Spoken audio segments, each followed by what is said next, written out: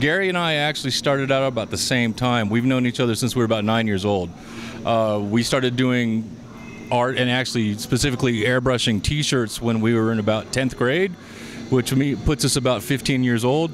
And we figured out early on that we could make more money than most of our teachers by just airbrushing names on t-shirts, so we did a lot of that. The average time that we spend on these, it really depends on whether or not we're putting together a how-to for a magazine, a step-by-step.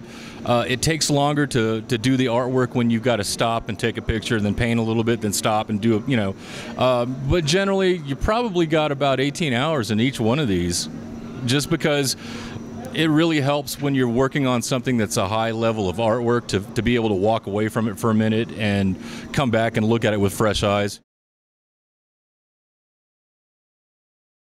What's happened with me and Eddie is we started out airbrushing t-shirts, which gives you a good basis for controlling the airbrush, and that makes you able to work on any surface. The more control you have over the airbrush, the better you can be on any surface.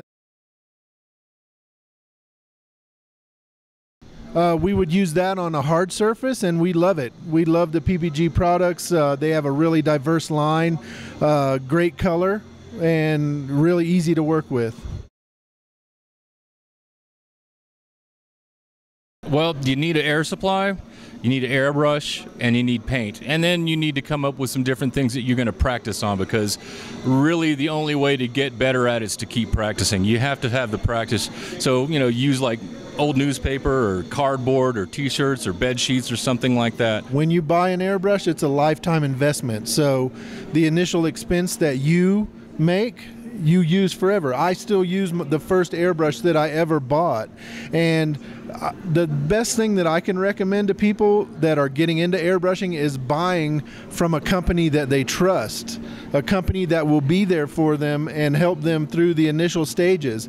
Somebody that cares about its customers.